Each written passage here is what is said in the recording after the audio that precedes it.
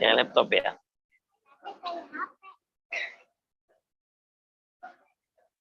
Bismillahirrahmanirrahim. Assalamualaikum warahmatullahi wabarakatuh.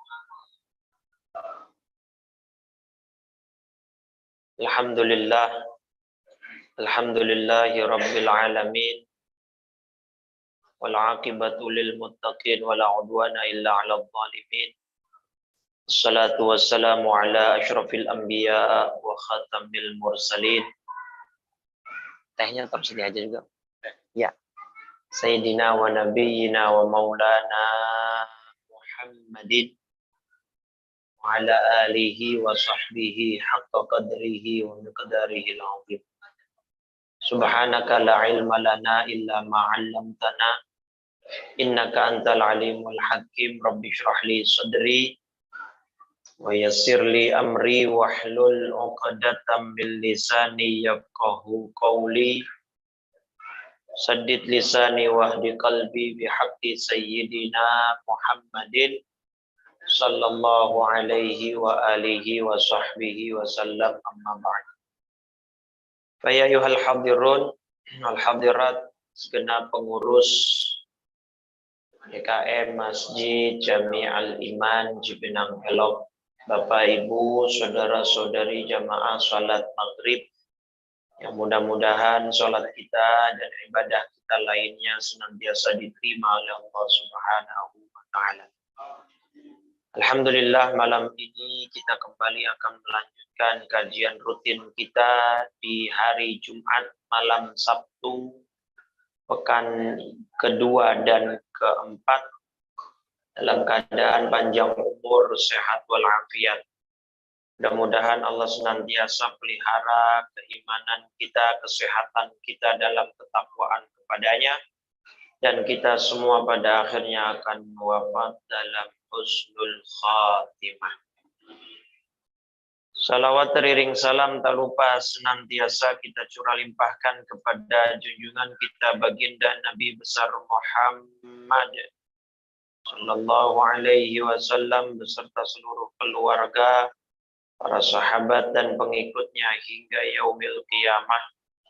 Mudah-mudahan semua yang hadir telah kita mendapat syafaat dari baginda Rasulullah sallallahu alaihi wa alihi wa sahbihi wasallam, amma ba'd. Kemarin di pertemuan terakhir kita membahas tentang ru'yatullah, hakikat dan pembahasan melihat Allah, baik di alam dunia maupun di alam akhirat, yaitu di surganya Allah. Maka pembahasan tauhid selanjutnya yang akan kita kaji adalah sifat al-kalam. Sifat al-kalam, itu kalamullah. Allah punya sifat al-kalam, yang maha berbicara. Nah, kalau kita berbicara tentang sifat kalamnya Allah, maka dari aspek kita umat Nabi Muhammad SAW itu tidak terlepas dari Al-Quranul Karim. Sekarang definisi Quran apa? Nah, Al-Quran adalah kalamullah. Nah, situ ya. Kalamullahi al-mu'jiz al-munzal atau al-munazzal ala sayyidina Muhammadin sallallahu alaihi wasallam al-maktubu bil masahib al-manqulu bitawaturi al-muta'abbadu bitilawatihi. Jadi ada berapa unsur nih? Al-Quran adalah kalam Allah. Al-mu'jiz, yang bersifat mu'jizat. Al-munzal ala sayyidina Muhammad, yang diturunkan kepada Nabi. Al-maktub bil masahib, yang tertulis di dalam mushaf. Al-manqul bitawatur, yang diriwayatkan sampai kepada kita dengan cara mutawatir, al-muta'abbadu bitilawatih, yang mengandung unsur ibadah ketika kita membacanya. Jadi ada berapa unsur nih definisi Quran? 1, 2, 3, 4, 5, 6. Ya. 1, kalam Allah. 2, yang mengandung mukjizat. 3, yang diturunkan kepada Nabi Muhammad. 4, yang ditulis di dalam mushaf. 5, yang disampaikan kepada kita, diriwayatkan secara mutawatir. 6, yang mengandung unsur pahala atau ibadah ketika kita Nah, ini definisi Quran yang paling komplit ya, yang paling komprehensif gitu. Nah, berarti kan Al-Quran ini kalam siapa, Pak? Kalam Allah. Nah, dulu di zaman Mu'tazilah berjaya, mereka bikin fitnah. Dan ini tercatat dalam tinta emas sejarah Islam. Mungkin tinta hitam ya, karena sejarah kelam. Bukan tinta emas ya. Mas'alatu khalqillah, khalqil Quran. Nah, sekarang di sini unsur tauhidnya, Pak. Tadi kita sepakat, Al-Quran itu kalam siapa? Oke. Ini kalamnya Allah. Baik. Ketika Al-Quran adalah kalam Allah, Al-Quran itu makhluk atau bukan? Ayo. Nah, inilah yang coba dulu oleh Mu'tazilah diangkat ke permukaan sehingga timbul kekacauan, fitnah besar. Bahkan ada satu imam terkenal yang dipenjara gara-gara masalah khalqil Quran atau masalah apakah Al-Quran itu makhluk atau bukan. Imam siapa yang saya maksud? Namanya Hambali, madhabnya Ahmad. Imam Ahmad bin Hambal. Nah, karena Bapak jawab betul, gorengannya boleh nambah, Pak. Cuma nggak lewat lagi. Gitu ya. Imam Ahmad ibn Hambal. Jadi itu sampai di penjara, Pak. Karena beliau dengan tegas menolak ya Ahmad bin Hambal, menolak dengan tegas bahwa Al-Quran itu adalah Kenapa? Karena Al-Quran adalah kalam Allah, sedangkan Allah adalah khaliq. Bagaimana bisa kita mengatakan Al-Quran kalamnya Allah, sedangkan kita mengatakan kalam Allah makhluk. Al-Quran makhluk, berarti kalam Allah makhluk. Lah berarti Allah, nah itu. Kesana nanti arahnya. Paham ya? Tapi kalau Imam Syafi'i pakai siasat. Ketika Mu'tazilah berjaya, beliau menjawab dengan tauriyah namanya kalau dalam ilmu balaghah. Pakai kalam-kalam yang seakan-akan benar tapi salah, salah tapi benar. Paham nggak maksudnya? Kata Imam Syafi'i ketika ditanya, Syafi'i, kamu percaya nggak bahwa Al-Quran itu makhluk? Gitu ya. Terus Imam Syafi'i mengatakan, misalnya Al-Quran itu terdiri dari apa definisinya? Kalam Allah yang diturunkan kepada Nabi, yang mengandung mukjizat, yang ditulis di dalam mushaf, yang diturunkan diriwayatkan sampai kepada kita dengan cara mutawatir. Jadi Imam Syafi'i ngomong begitu, terus kata Imam Syafi'i di akhirnya, maka saya meyakini ini semua makhluk. Paham nggak? Kayaknya nggak paham. Nah, jadi gini. Jadi Imam Syafi'i itu pakai siasat. Jadi Imam Syafi'i kan ngomong gini, kalian Mu'tazilah, kalian bilang Al-Quran apa? Kalam Allah yang diturunkan kepada Nabi Muhammad, mengandung nilai ibadah ketika membacanya, ditulis di mushaf, diriwayatkan secara mutawatir. Maka saya meyakini ini semua makhluk. Nih semua nih. Paham ya? Jadi Imam Syafi'i itu pakai siasat. Cerdasnya Imam Syafi'i. Akhirnya dengan jawaban seperti itu, Imam Syafi'i lolos dari penjara. Paham enggak? Ini kayaknya masih belum paham ini. Kurang kali gorengannya apa bagaimana? Kurang kopi kayaknya nih. Ngopi ngapa ngopi? Jadi kan tadi Imam Syafi'i mendaftar, melisting definisi Quran. Pakai jarinya beliau. Al-Quran adalah kalam Allah yang mengandung mukjizat, diturunkan kepada Nabi Muhammad, diriwayatkan secara mutawatir, tertulis di dalam mushaf. Nah, kata Imam Syafi'i, saya meyakini ini semua makhluk. Yang dimaksud Imam Syafi'i bukan definisi Qurannya, tapi jarinya. Udah nyambung? Nah, kalau udah ketawa nyambung berarti. Tadi yang ketawa masih 1-2 orang. Ya, gitu tuh, itu cerdas ya Imam Syafi'i. Akhirnya dengan jawaban begitu, beliau lolos dari. Sedangkan Imam Ahmad bin Hambal karena dengan tegas ya mengatakan tidak, Quran itu bukan makhluk. Ya saat itu pemerintahnya dipegang Khawarij. Akhirnya masuk jarah. Itu jadi kalau ada orang jawab rada-rada nyeleneh, bukan nyeleneh sebenarnya. Gitu. Kayak Abu Nawas kan dalam Khazanah Islam kita terkenal dengan Abu Nawas atau Abu Nuwas dalam redaksi riwayat lain membacanya. Jadi ada aja orang. Di zaman Nabi bahkan sudah ada Nuaiman. Pernah dengar kisah-kisah tentang Nuaiman? Baca itu sejarahnya. Beliau tuh sahabat Nabi yang agak nyeleneh gitu ya. Pernah satu saat Nabi didatangi sama pedagang onta. Ya Rasul, saya mau menagih tagihan. Berapa? Sekian, satu onta harganya sekian. Loh, saya nggak pernah beli onta. Loh, kata Nuaiman, Anda beli, ontanya udah dibawa sama Nuaiman kok kemarin. Jadi Nuaiman yang bawa ontanya, Nabi yang suruh. Nuaiman kelakuannya gitu. Tapi jangan coba-coba Aliman begitu ya.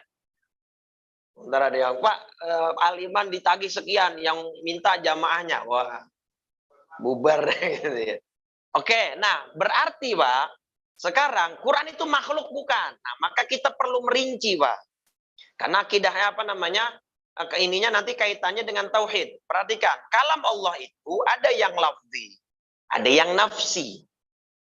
Nafsi itulah kalam Allah yang melekat pada zatnya.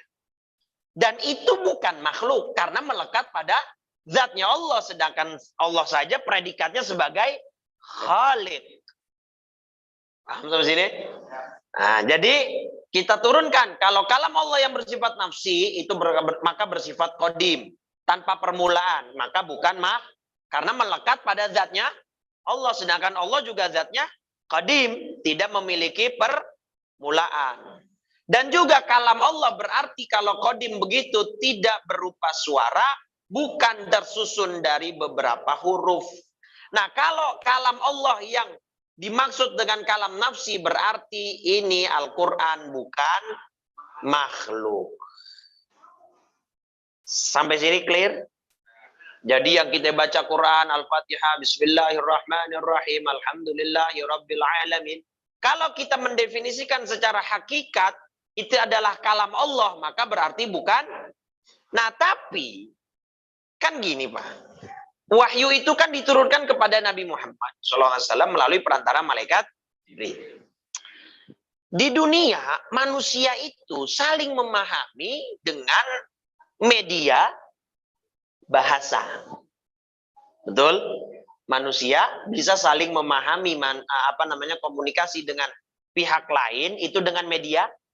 Maka Allah perlu untuk membahasakan kalamnya yang melekat pada zatnya. Maka dipilihlah bahasa Arab. Nah, berarti Al-Quran yang saat ini berbentuk suara, tersusun dari beberapa huruf, dicetak di dalam mushaf, nyetaknya pakai printer, pakai tinta, di atas kertas. Itu makhluk bukan? Kalau dari definisi itu, ya semua makhluk dong. Tinta makhluk. Paham ya? Kertas makhluk, terbuat dari pohon. Gitu kan? Huruf-huruf itu makhluk. Bahkan kan kalau Bapak belajar lagi bahasa sejarah Al-Quran dulu, orang-orang itu, orang-orang Arab dengan saliqah, dengan zauknya, dengan taste-nya, itu bisa bedakan mana ba, mana ta, mana sa. tanpa dengan titik. Tanpa ada tanda. Jadi ba ya begini, tak ya begini, sa ya begini. Coba, misalkan saya mau ngomong sabata. Bagaimana? Nah, maka ini semua kalau kita sudah masuk ke dalam huruf-huruf, maka itu dikategorikan makhluk. Karena memang itu media untuk kita saling memahami. Sampai sini clear nggak kira-kira? Jadi kalau ditanya Al-Quran makhluk apa enggak? Oh, kita perlu rinci. Kalau yang Anda maksud ingin membuat fitnah bahwa kalam Allah yang nafsi, oh jelas kalam Allah yang nafsi itu bukan makhluk. Karena melekat pada zatnya. Tapi ketika Allah sudah turunkan dari Lauhil Mahfuz kepada manusia, manusia ini butuh media untuk paham. Nah maka media manusia adalah bahasa, dan dipilihlah bahasa Arab. Dan nabinya pun dari bangsa Arab. Sampai sini clear nggak kira-kira nih? Nah, Quran itu berarti kan kalamnya Allah pada asalnya. Gimana caranya kita memahami tanpa suara huruf? Nih, ada hadis, Pak. Ini saya lengkap-lengkap ya, karena memang. Nih, nanti ini hadis Bukhari Muslim, Pak. Ma minkum min ahadin illa sayukallimuhu rabbuh. Laisa bainahu wa bainahu tarjuman. Tidaklah seorang pun di antara kalian, melainkan akan diajak bicara oleh Allah, Rabbnya, tanpa penerjemah antara dia dengan Allah. Tapi jadi tanpa adanya Nah, sekarang saya mau tanya, Bapak ngerti bahasa Arab? Berarti yang bikin Bapak ngerti kan bukan bahasanya, tapi Allah. Toh kita dalam bahasa keseharian aja juga antara Jawa Barat, Jawa Tengah, Jawa Timur itu dalam logatnya beda, dalam ininya beda, kan begitu. Tetapi nanti di akhirat otomatis Allah ketika berkalam dengan hambanya, hamba itu akan langsung paham dan mengerti. Kayak anak bayi aja, Pak. Kita berkomunikasi dengan bayi kan bukan pakai bahasa. Iya kan? Pakai, dari awalnya itu kan ada namanya IMD ya, inisiasi menyusui sejak dini. Jadi begitu bayi lahir langsung ditaruh di dadanya sang ibu. Ini saya ngomong begini karena tadi siang tahadutan bin Nimah, istri saya baru melahirkan, Pak. Mata saya ini agak merah, saya agak letih. Dari jam 12 malam sampai sekarang saya belum tidur. Makanya agak lemes, nggak menggebu-gebu seperti biasanya ya. Tapi saya upayakan saya persembahkan yang terbaik nih buat jamaah liman. Malu saya jamaah liman yang datang udah 500 begini. Masa ustadznya lesu gitu kan. Ya Allah, anak ini kelahiran kehamilan yang keempat, Pak. Tapi yang ketiga kemarin kan meninggal. Jadi pertama putri, kedua putri, ketiga putra meninggal anensepal, kepalanya setengah, Pak. Batoknya tidak terbentuk sempurna yang ketiga kemarin. Pria itu, cowok. Sedang diidam-idamkan. Nah, yang sekarang alhamdulillah cowok. Jadi alhamdulillah, tapi juga penuh perjuangan, Pak. Jadi dari jam 12 malam sampai jam 10 siang tadi nggak ada kemajuan, akhirnya diputuskan untuk melakukan operasi sesar. Setelah sesar baru bisa keluar. Tapi alhamdulillah walhasil itu tahadutan bin Nimah. Mudah-mudahan jadi anak yang soleh, yang berbakti pada kedua orang tua. Itu Pak, kita berbicara sama bayi itu kadang-kadang ya nggak pakai isyarat, nggak pakai bahasa gitu ya, pakai hati gitu. Kalau ibu ya sudah skin to skin aja tuh bisa ada getaran itu. Nah ini dia dalilnya. Fayanzuru aiman minhu fala yara illa ma qaddam. Ia menoleh ke samping kanannya, ia hanya melihat apa yang telah diamalkannya. Jadi poin saya di kalimat yang pertama ya, dia akan diajak bicara oleh Allah tanpa adanya Nah, di antara ayat-ayat Quran yang ada, ya, di antara yang spesial itu surat apa, Pak? Al-Fatihah. Nih, saya mau ngajak mikir. Tadi kita udah sepakat, Al-Quran itu kalamnya siapa? Berarti yang ngomong siapa? Allah. Ketika sedang masih melekat pada zatnya Allah, pakai bahasa atau tidak kalam Allah ini? Ketika masih melekat pada zatnya Allah, belum diturunkan menjadi wahyu. Tidak berbahasa, tidak berhuruf. Wallahu alam seperti apa? Nah, tapi ketika akan diturunkan kepada manusia, maka Allah menyesuaikan kebutuhan manusianya. Kan begitu.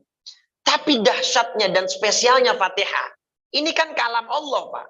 Tapi ketika kita sampai kepada ayat kelima, Iyyaka na'budu wa iyyaka nasta'in. Ini yang ngomong siapa? Allah menyembah siapa? Paham nggak? Paham nggak? Paham nggak?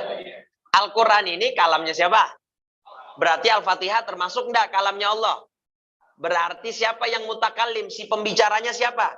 Allah. Nah, Allah menurunkan ayat 5 surat Al-Fatihah bunyinya Iyyaka na'budu wa iyyaka. Jadi seakan-akan Allah mengatakan kepadamu lah hanya aku menyembah dan kepadamu lah hanya aku akan meminta Lah Allah ngomong ke siapa? Paham ya? Nah, itulah spesialnya Al-Fatihah. Karena Al-Fatihah hadiah buat umat Nabi Muhammad sallallahu alaihi wasallam. Enggak dikasih ke umat yang lain. Jadi seakan-akan Allah mengajarkan kepada kita umat Nabi Muhammad SAW, nih kalian baca ayat ini, jadi ini kalamnya Allah memang, tapi dalam bentuk pengajaran kepada manusia untuk berbicara seperti itu kepada. Nah, kita lemah banget, Pak. Untuk memujinya saja, untuk menyembahnya saja, kita masih diajarin. Paham dah? Paham dah? Ini kayaknya rada-rada nggak nyambung ini kayaknya. Nasi goreng apa pakai apa? Nasi goreng apa? Jadi kita untuk memujinya saja itu masih butuh bantuan darinya. Jadi Allah nurunin ayat ini kepada manusia supaya manusia baca dan memuji. Lah kan lucu, Pak. Loh, kita nggak bisa berarti kan ibadah sendirian tanpa ajaran dari Allah. Makanya Al-Fatihah itu spesial. Khusus. Spesialnya apa? Saya tunjukkan satu hadis. Ya, kalau bisa nanti 2 kalau ada waktunya. Pertama, hadis tentang Bapak pernah dengar nggak bahwa Al-Fatihah dan akhir surat Al-Baqarah itu adalah 2 cahaya. 2 apa namanya? Al-Fatihah dan akhir surat. Dari mana akhir surat Al-Baqarah itu berarti? Lillahi ma fis samawati wa ma. Nih, hadis sahih Muslim nomor 806. Ya. Nomor 806, catat-catat. Nanti kalau ada pertanyaan, door prize-nya besar. Insya Allah umroh. Tapi kita ketemuannya di Mekah. Kata Imam Ibnu Abbas, qal bainama Jibrilu qa'idun indan Nabi. Satu ketika Nabi lagi nongkrong bareng malaikat Jibril. Jadi beda. Malaikat Jibril nongkrongnya, Nabi Muhammad nongkrongnya bareng malaikat Jibril nih. Sami'a naqidun min fauqihi. Tiba-tiba Nabi mendengar suara kayak pintu dibuka dari atas. Jadi Nabi menoleh ke atas. Pintu apaan itu yang kebuka? Farafa'a ra'sahu, Nabi menoleh ke atas. Faqal, malaikat Jibril menyambut dan menjawab, hadza babun minas sama'i futihal yaum. Ini pintu langit yang hanya dibuka hari ini ya Rasul. Lam yuftah qattun illal yaum. Sebelumnya belum pernah pintu langit ini dibuka oleh Allah. Saya mau tanya, berarti kalau pintu itu hanya dibuka hari itu pintu istimewa atau biasa? 1. Fanazala minhu malakun. Dari pintu itu turunlah sesosok malaikat. Faqal malakun nazala ilal ardi lam yanzil qattu illal yaum. Ini malaikat turun ke bumi, belum pernah turun ke bumi sebelumnya kecuali hanya hari ini saja. Berarti kalau malaikat itu hanya turun di hari itu, kira-kira ada tugas biasa atau ada tugas istimewa? Contohnya saja zaman sekarang di negara kita. Kalau Pak Jokowi udah menunjuk Opung Luhut, berarti tugasnya tugas biasa apa tugas istimewa tuh? Kalau Jokowi udah nunjuk, kan semua tugas-tugas berat kan yang ditunjuk siapa? Opung Luhut kan gitu ya. Siap. Luhut Pak Binsar. Oh ada di sini, ada Opung di sini. Oh, masya Allah. Gitu ya. Jadi ketika Allah mengutus malaikat dan hanya turun di hari itu, berarti yang tugas diemban biasa atau istimewa? Oke. Fasallama, malaikat itu memberikan salam, absyir binurain. Nabi Muhammad, bergembiralah dengan dua cahaya. Utitahuma lam yu'tahuma nabiyyun qablaka. Dua cahaya ini hanya diturunkan untukmu, belum pernah diturunkan kepada selain kamu. Apa itu dua cahaya? Fatihatil kitab, surat Al-Fatihah, dan khawatimu suratil Baqarah, akhir surat Al-Baqarah. Dan yang luar biasa, lan taqra biharfin minhuma illa u'titahu. Tidaklah kau membaca dua cahaya ini, yaitu Al-Fatihah dan akhir, melainkan semua permintaanmu akan dikabulkan.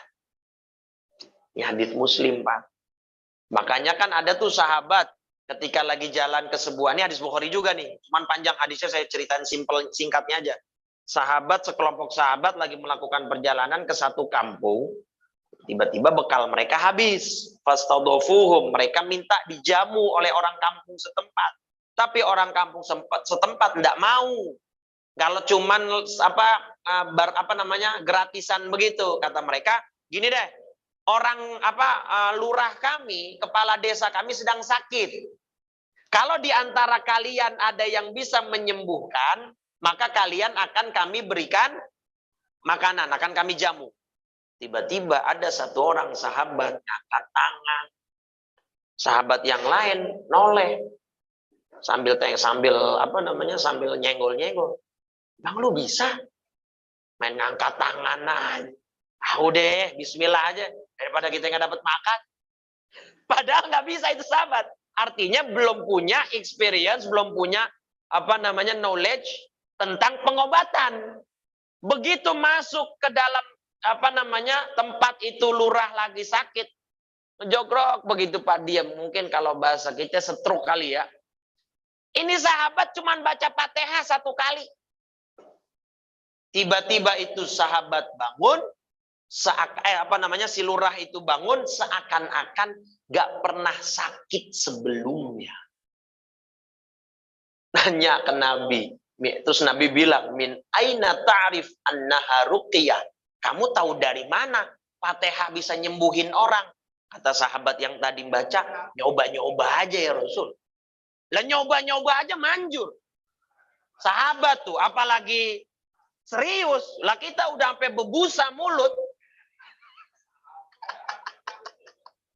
Ada proyek nih. Baca Fatihah hampir 7 kali, 70 kali. Enggak manjur-manjur.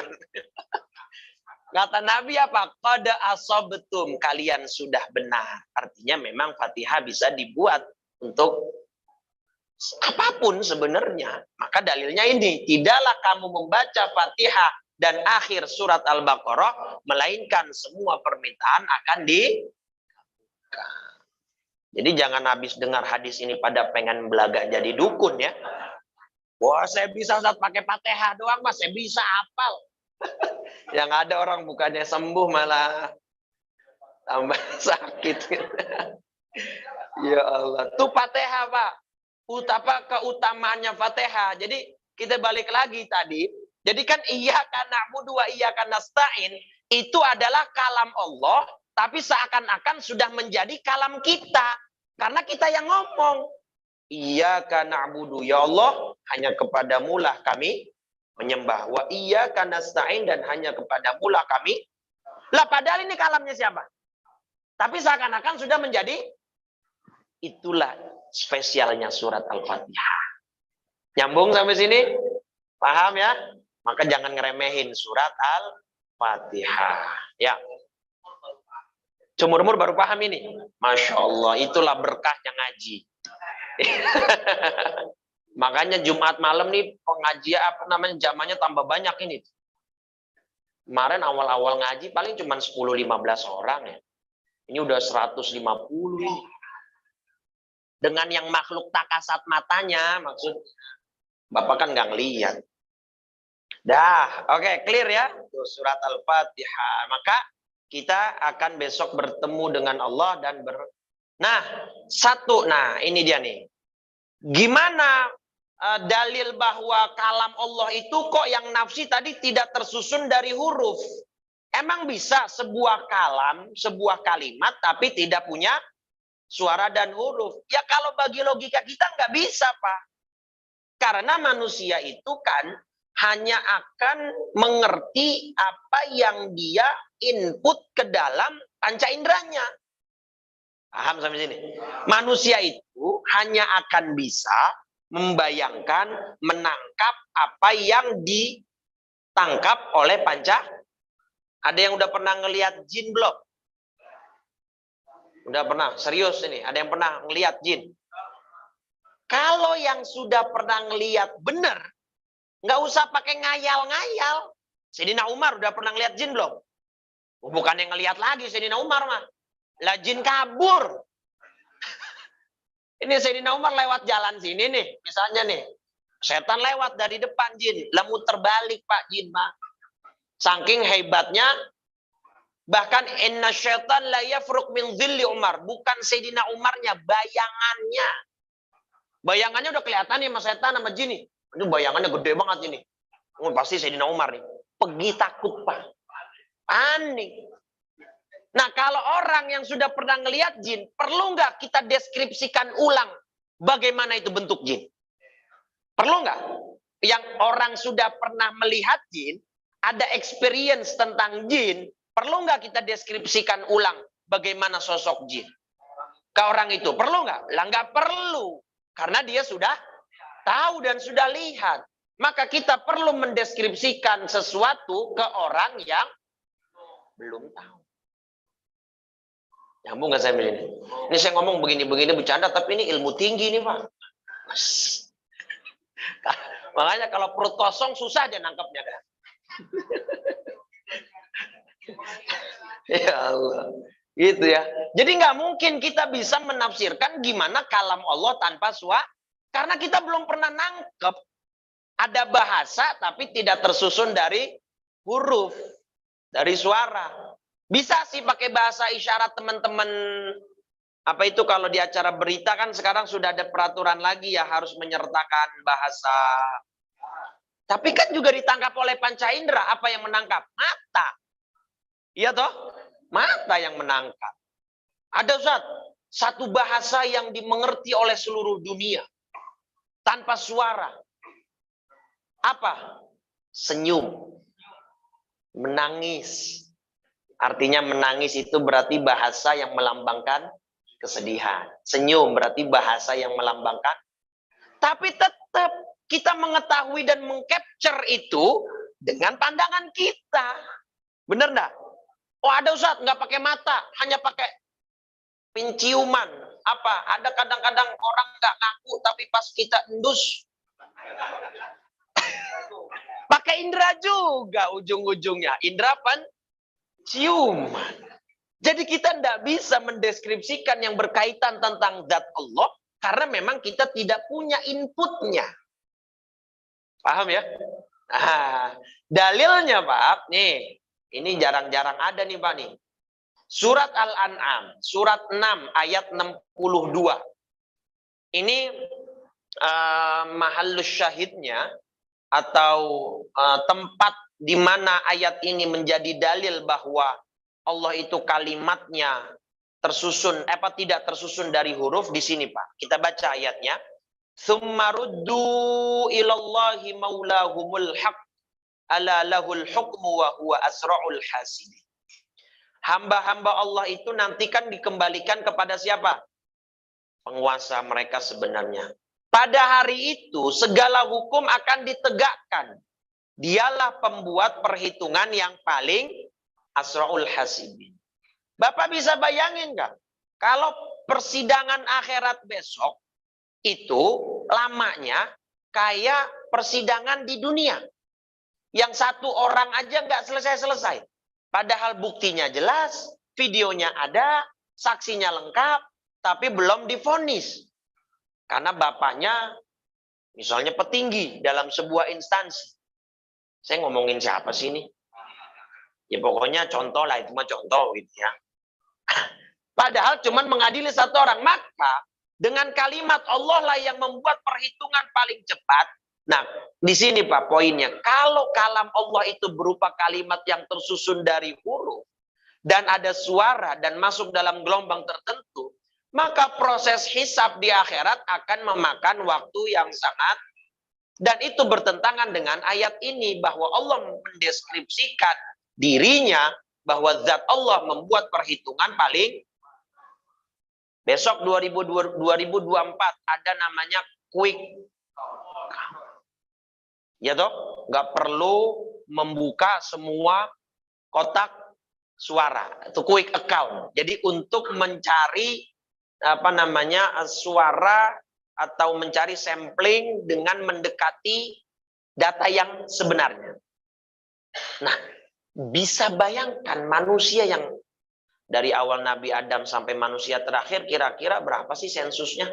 Ada yang pernah ngitungin nggak? Kalau sekarang manusia sekarang nih manusia seluruh dunia berapa miliar? 6 sampai 7 miliar.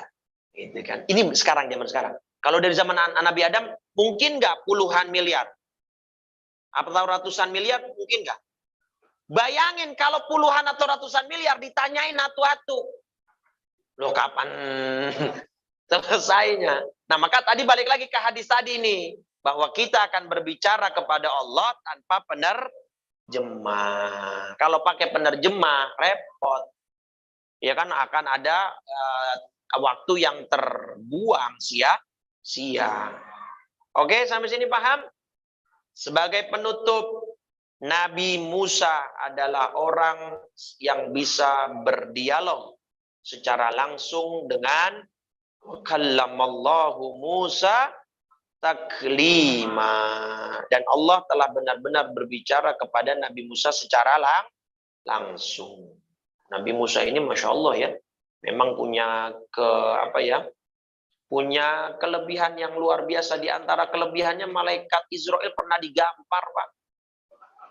Serius, sama Nabi Musa di dalam hadis Bukhari itu. Pernah dengar gak?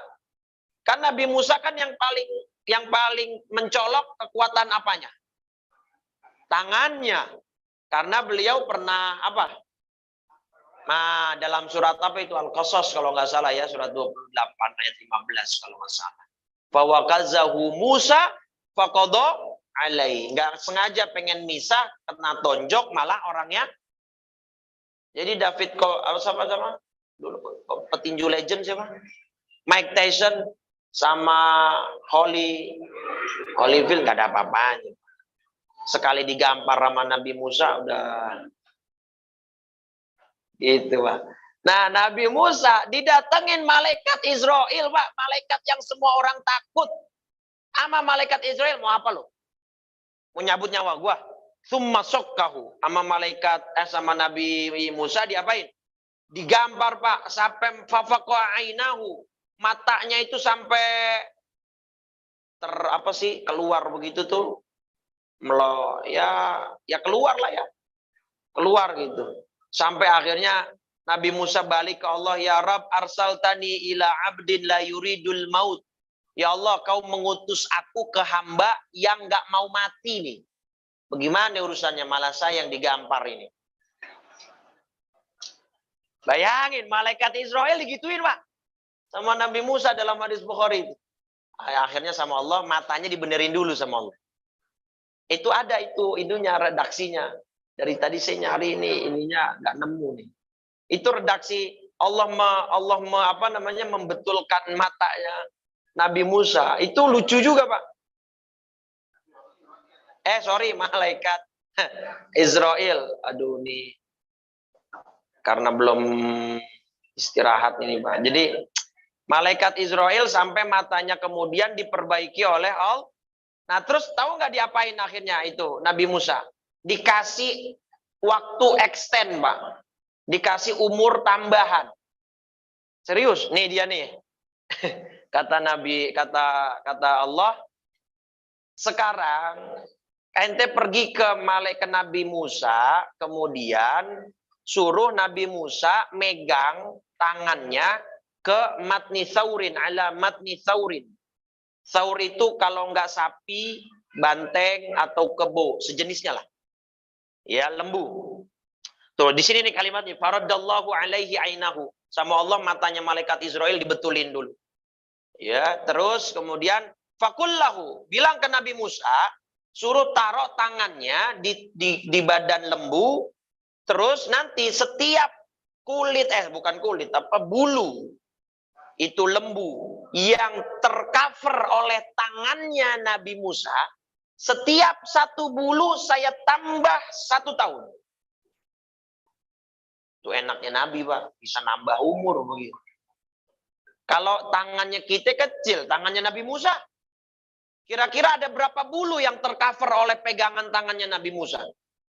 Bisa 100 ya, bisa 50 nggak? Nah, sebanyak bulu itu, satu bulu saya tambah 1 tahun. Bayangin tuh, Pak, Nabi Musa. Masya Allah. Nah, terus Nabi Musa pernah ngobrol juga sama Allah, nanya. Nih, saya mau kasih gambaran. Sebenarnya ini nanti ada bahasannya lagi, Pak. Nikmat surga yang paling rendah itu. Nabi Musa penasaran, Pak. Ditanyalah sama Nabi Musa nih. Sa'ala Musa Rabbahu. Nabi Musa bertanya kepada Tuhannya, kepada Allah. Ma'adna ahlil jannati manzilan. Bagaimana penduduk surga yang statusnya paling rendah? Yang statusnya paling rendah. Itu gambarannya seperti ada orang datang terakhir dari neraka. Dia datang, maksudnya keluar dari neraka. Berarti kan dia orang yang paling terakhir masuk. Pas dia datang, surga udah penuh. Salah sendiri datangnya. Lah kita kalau kondangan aja, kita sangka rendang. Pas kita gigit, lengkoas. Masa kita mau nyalahin yang punya hajat? Yang salah siapa? Dia sendiri. Kenapa datang? Nah, begitu. Datanglah orang ini masuk ke surga terlambat. Ya Rabb, qad nazalan nasu manazilahum wa akhadhu akhadzatihim. Ini gimana? Penuh nih surga, saya nggak dapat tempat. Apa kata Allah, atarda ayyakuna laka mithlu mulki malakin min muluki dunya? Ya udah, kalau emang surga penuh, saya buatkan untuk Anda seorang seperti dunia dan seisinya. Tadi kita sepakat sensus penduduk bumi saat ini 6 miliar. Itu kekayaan Allah nggak habis-habis buat 6 miliar orang. Apalagi buat 1 orang. Bayangin. Atardo, apa kamu ridho? Apa kamu puas? Ridhitu ya Rabb, saya puas. Kata Allah, ntar dulu men, puas-puas aja. Akhirnya sama Allah ditambahin. Sampai akhirnya, laka asyratu amthalihi, 10 kali lipatnya dunia.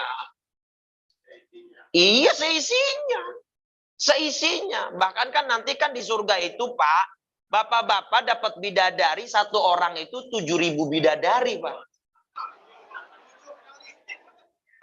Dalam riwayatnya, sab'atu alafin min huril ain. 7.000 bidadari. Apakah gak encok itu, Pak? Tapi nggak usah khawatir, ibu-ibu nggak usah cemburu, Bu. Tuh ada pertanyaan tuh di Saudi melalui telepon ke syekhnya. Syekh, saya ini wanita pencemburu. Saya nggak mau suami saya di surga dapat bidadari. Cukup saya aja. Syekhnya jawab dengan enteng, Bu, Ibu, emang Ibu nyiksa suami Ibu belum puas di dunia? Masih mau disiksa lagi di akhirat? Dijawabnya dengan nada bercanda gitu. Artinya nggak usah.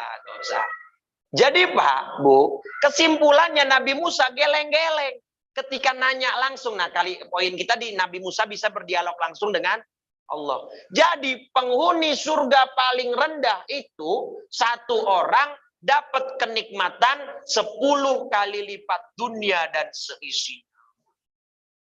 Jadi kalau udah dengar hadis begini, mau surga yang bawah apa yang atas? Kayaknya yang bawah oke juga, Ustaz. Gak apa-apa deh, yang paling bawah deh. Yang penting.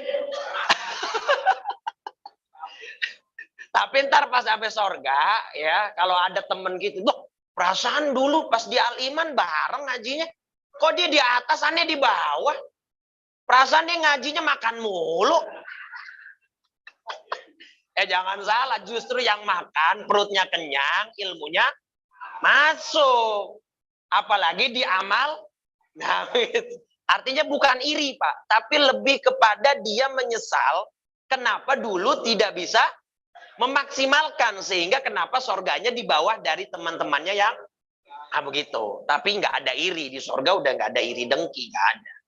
Paham ya? Oke, sampai sini kita cukupkan, sudah Isya. Sudah waktunya Isya ya. Sebenarnya masih ada sedikit pembahasan tentang kalam Allah. Nanti insya Allah di Jumat ke-4 kita akan singgung. Ya, kalau tidak nanti kita akan ganti tema. Ada pertanyaan sampai sini? Ada, silakan.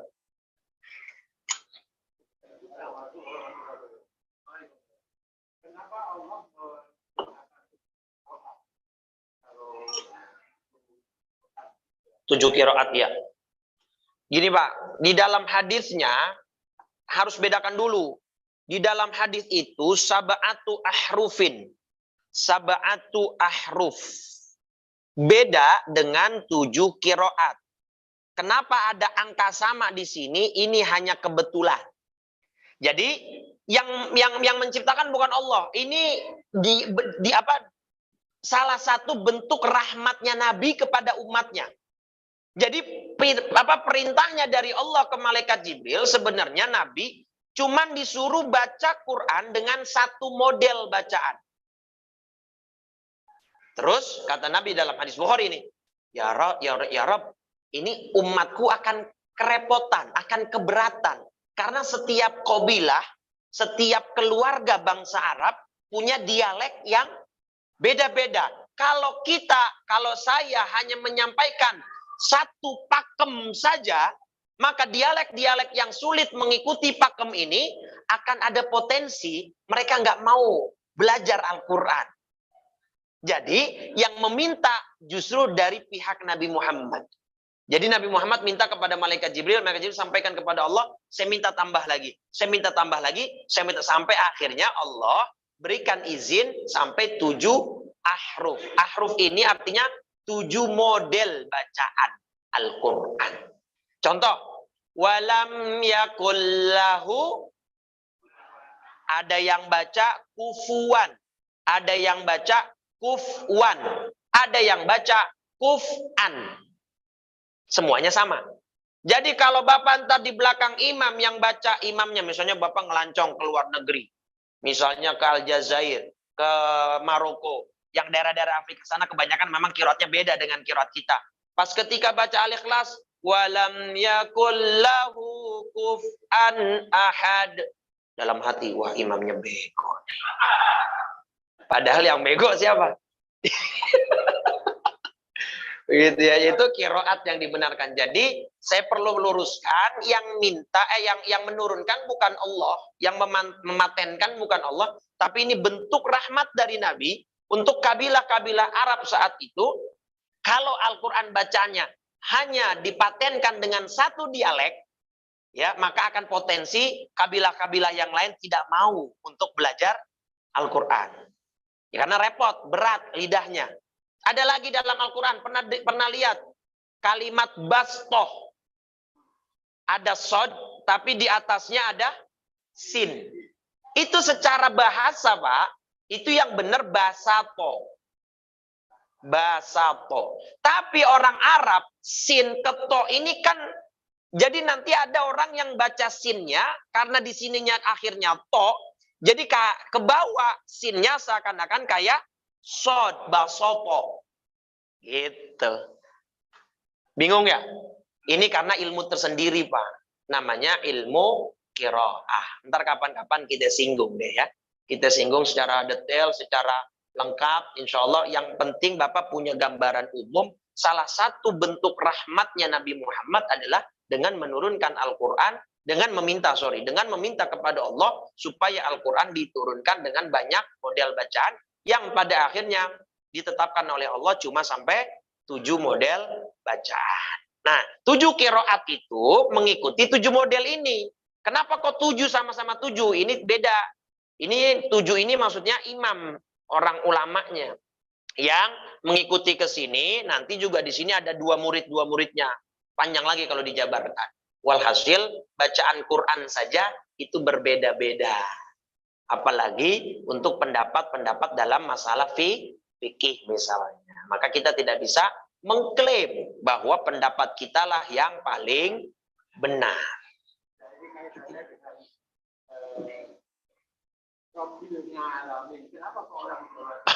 Kalau ngalamin bukan termasuk ahruf itu, Pak, bukan termasuk qiraah. Itu salah satu yang saya tahu ya, salah satu cara cepat ya orang dulu di daerah-daerah sana. Tapi sekarang orang Jawa sudah banyak yang melek kok. Artinya sudah ketika baca alamin tidak lagi ngalamin. Ya, sudah banyak. Itu artinya cara cepat mungkin ulama dulu tuh memprioritaskan, wis yang penting kamu mau dulu masuk Islam.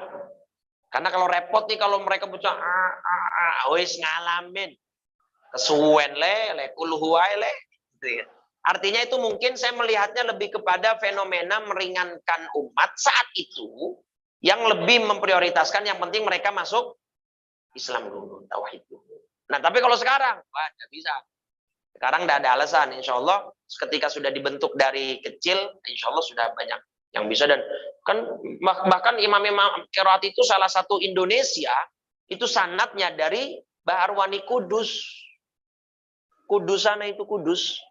Iya, di sana itu penghafal Quran, sanad qiraat itu larinya ke sana semua, orang Jawa semua. Itu artinya ada kekurangan 1-2, jangan kemudian di generalisir. Ya itu dan yang penting itu bukan bagian dari qiraat. Nggak ada qiraat ngalamin, nggak ada. Ya nggak ada. Ra dan ro ya itu juga. Itu dialek, Pak. Yang bagus, yang betul ro. Ro karena dia dibacanya tafkhim, tebal. Dibaca tarkik nanti kalau dia berbaris kasroh, itu ada ketentuan ilmunya lagi di dalam ilmu tajwid. Baik. Tapi insya Allah Allah tidak mempermasalahkan ketika orang itu memang sudah berusaha belajar, tapi memang dianya belajarnya sudah Pentium 2 lah masih gitu. Kalau generasi sekarang kan generasi milenial, Pak. Kalau generasi Bapak kan generasi kolonial. Gitu. Zaman penjajahan gitu. Baik. Alhamdulillah kita cukupkan. Mudah-mudahan kajian malam ini membawa keberkahan dan mudah-mudahan kita mendapat ilmu yang baru, ilmu yang bermanfaat, terutama dengan tentang Al-Quran, tentang kalamnya Allah Subhanahu wa Ta'ala. Kita tutup dengan 3 kali kalimat tauhid. Afdalu ma qultuhu ana wan nabiyyuna min qabli la ilaha illallah la ilaha illallah la